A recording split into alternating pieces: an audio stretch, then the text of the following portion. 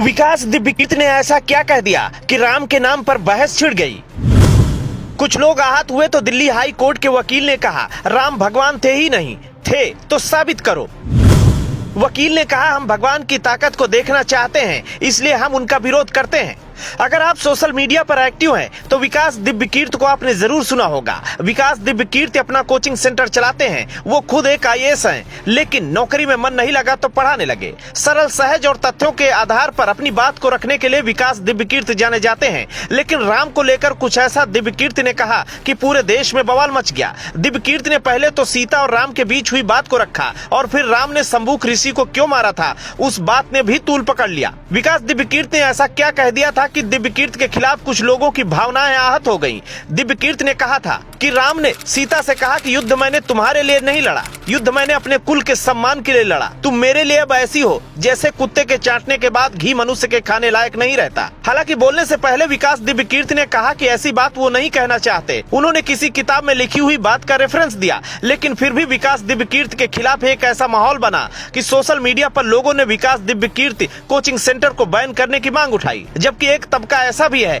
जो विकास दिव्यकीर्ति की एक एक बात का समर्थन करता है और उनमें से एक है दिल्ली हाई कोर्ट के वकील मनोज सम्राट। मनोज सम्राट का वीडियो पिछले 2 दिन से वायरल हो रहा है। मनोज सम्राट ने कहा विकास दिव्यकीर्ति की एक एक बात का हम समर्थन करते हैं। राम भगवान थे ही नहीं, हम भगवान का विरोध इसलिए करते हैं ताकि भगवान की ताकत हमें दिखाई दे। उन्होंने विकास दिव्यकीर्ति द्वारा सुनाए हुए शंभुक ऋषि के किस्से का भी समर्थन किया। एडवोकेट मनोज सम्राट ने कहा राम भगवान नहीं थे क्योंकि भगवान हत्यारा नहीं हो सकता। एडवोकेट मनोज सम्राट के द्वारा कही हुई बातों का हमारा चैनल न समर्थन करता है और न ही विरोध।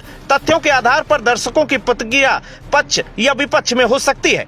साथियों, जो दिव्यकीर्ति हैं वो जाति से ब्राह्मण हैं, आपको मैं बताऊं। और वो आईएएस दृष्टि कोचिंग सेंटर के शायद हेड हैं या वहाँ पढ़ाते हैं, फाउंडर मेंबर हैं वहाँ पे। और वो हिंदुओं के ही नहीं बल्कि वो बाबा साहब और भगवान बुद्ध और सबके बारे में बहुत ही अच्छी अच्छी बातें बताते हैं, क्योंकि टीचर होने के नाते उन्हें असली नॉलेज है, उन्हें ज्ञान है बहुत ज़्यादा। और बच्चों को पढ़ाते पढ़ाते उन्होंने सारे शास्त्र जितने भी हैं, जितनी किताबें हैं, हिस्ट्री सारी जितनी, वो कोई सी भी हिस्ट्री हो, मिडिवल हो, एशियंट हो, या सारी जितनी भी है उन्हें काफ़ी नॉलेज है। और तो इसलिए उन्हें नॉलेज है तो उन्होंने असलियत, हिंदू धर्म की असलियत को उन्होंने बताया है। वो जो शंभुक ऋषि थे वो शिक्षक थे उस जमाने में और दलितों को शिक्षा दे रहे थे।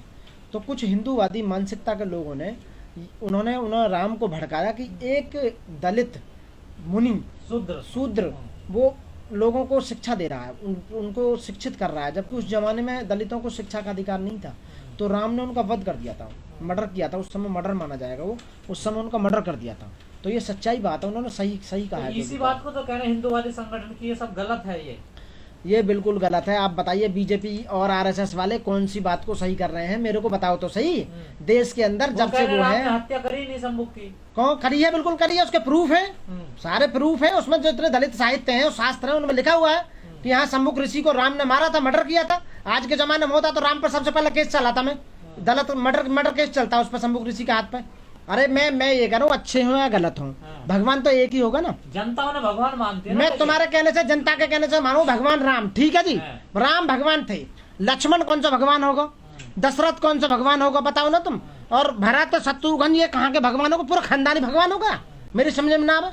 आप लोग सोच समझ कर हिंदुओं की भावना को भड़काते हैं। आप लोगों का षड्यंत्र है ये। इनकी भावना रबड़ की है भैया, पानी की बनी हुई है, बड़ी जल्दी गीली हो जाए। ये है एक बात बता, बहुत जल्दी भड़के हैं इनकी भावना। फंडिंग हो रही है क्या कहीं साहब लोगों को हिंदुओं की भावना भड़काने के लिए? फंडिंग तो बाबा साहब पहले कर गए हमें। जब 1950 में संविधान बनाया था तो फंडिंग संविधान में करके गए थे। हमने हमारा सब कुछ लुट गया, अब तो बचाई क्या देश में? बताओ, उन्होंने सब छीन लिया।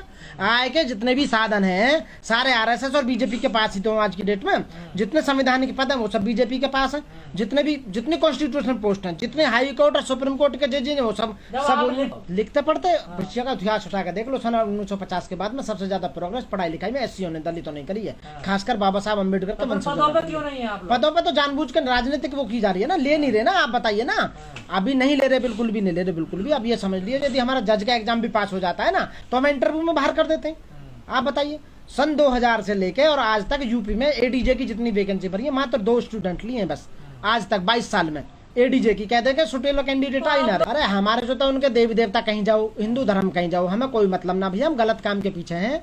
कोई भी आदमी देश में गलत करेगा, बाबा साहब ने कहा था कि जब भी आप गलत कहीं हो तो उसका विरोध करना, हम विरोध करते हैं। दिव्य कीर्ति बिल्कुल सही बात कर रहा है, मैं दिव्य कीर्ति के साथ हूँ 100%, पूरा समर्थन करता हूँ। हाँ तो किताबों में तो लिखो, अरे दिव्य कीर्ति अपनी माँ के पेट से हुआ का पढ़ के आ रहा है, उसने किताब में से तो पढ़ा था जो भी पढ़ा था। आप बताइए, जो भी यहाँ पढ़ रहा है वो किताबों के बारे में पढ़ रहा है। अरे यही तो बता रहा है कि राम भगवान है, हमने पढ़ लिया किताब में कि भगवान नहीं है, तो जब तो कह रहे हैं भगवान नहीं है। एक जो नास्तिक होता है ना, वो ज्यादा कलबंद होता है आस्तिक से। अरे यार कैसी बात कर रहे हो, जेल क्यों? मैंने ऐसा भाई कौन सी बात बोलती जो जेल हो जाएगी, बताइए। भगवानों के खिलाफ बोल रहे हैं उल्टे सीधे शब्द। पहले तो भगवान के प्रूफ ही ना देश के अंदर, जब ये कोर्ट में प्रूफ करेंगे कि ये भगवान है, पहले तो इन्हें हम तो कहना भगवान है तो बोला अगला भगवान है, वो स्टेटमेंट देगा। भाई मेरी समझ ना आती, मैं भगवान को बुरा बोलता हूँ, तो भगवान की दो औलाद है, एक तो मानने वाले, एक मेरे जैसे ना मानने वाले, तो भगवान के लिए दोनों बराबर है। अब मैं भगवान के लिए उल्टा बोलता हूँ, भगवान की माँ बहन एक करता हूँ, भगवान को गाली देता हूँ, तो मुझे भगवान दंड देगा या ये मेरा जो बराबर का भैया वो देगा मुझे दंड?